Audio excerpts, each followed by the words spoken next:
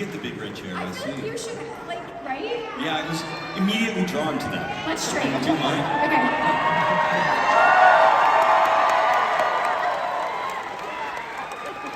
How does it feel? Appropriate. Yeah. You know, I actually have the original big red chair. They gave it to me when I left the show. And it's my laundry chair. That's like the chair that like accumulates. Yeah. Well, I had it forever, right? And then I got a puppy, right? Years and years ago. And the first thing my puppy did was like sit on that chair. And I was like, no, that's cool. Yeah, that's actually, that tracks. That's actually appropriate. It's fitting. And he like ruined it. Oh no! But it's still great, you know? But the thing about that chair is it's not real comfortable because it's just such a weird piece of furniture and arms are up here and it's like super deep. And there's like no way to sit in it unless you throw the leg. And then it's really nice. Obviously, you've, without getting too specific, worked on a lot of projects or multiple projects of people of all ages, whether kids, adults, grandparents. How do you get into the headspace, or is there even a different headspace doing shows for kids versus adults? Yeah, for sure. You know, I always say, you know, I was a very unlikely choice to be involved in children's television, right? I didn't, it wasn't something I had ever thought about. It wasn't something that I felt qualified to do. And I never approached it as though it were for children, necessarily.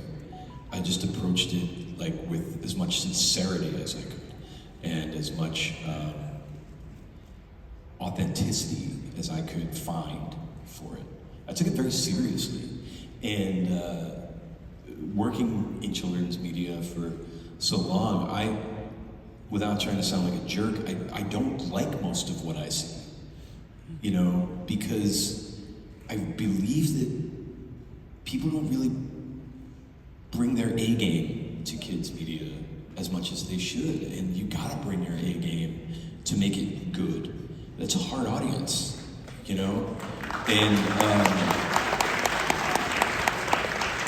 you can bring your C, D, and E game, and it'll sound like this, and you can make $1 billion that way.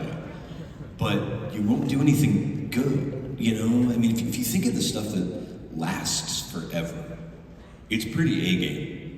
You think of like Frank Oz, what he was doing, what Jim Henson was doing, what Fred was doing, you know? I call him Fred now. I've never met him.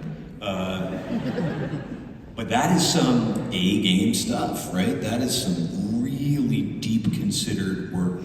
And for the most part, I don't know about the most part, but very often you just kind of see afterthought stuff. Or you see like a cartoon about all of these puppies that were toys first.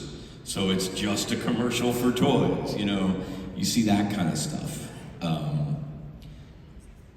So I guess your question is there a difference between working for children's media and working for adult media? Yeah, I think it's more of a tightrope for kids, and I think it's more important. You know, Mr. Rogers used to say that everything that comes out of the television is automatically a sanctioned piece of caregiving to the child, in the same way that anything that comes out of the stove is safe and edible to the child, and it's just an appliance, and they're assuming that it's okay because you've given them that show, because it's on the iPad that you gave them. So the bar, I think, is higher. Awesome. I actually don't follow children's entertainment very much anymore. That's fine too. I mean, I know Gabby's Dollhouse because my friend made it, and I know I've seen Blippi because it's impossible not to, and Bluey's funny. I don't have strong opinions. The last kid show that I saw that I loved was Yo Gabba Gabba. I thought that was inspired, and I want you to know that I feel the compliment that is. I recognize and understand it, and I get it, but I take every opportunity to push back on the Fred Rogers comparison. Absolutely. He was singular on this earth. I think what he was doing transcended children's television, certainly. I think he was actually important in ways that are well beyond children's television. I think he should be on our money. I think he was an avatar of the Buddha or something. For him, children's television was his ministry, and that's real. He was coming from a deeply spiritual place with that show. I was just an actor who fell into a weird thing. You know, there's really no comparison. I see the parallels that you see in the nature of the role, but there's also a moral expectation when being compared to Fred Rogers that I'm not even interested in living up to.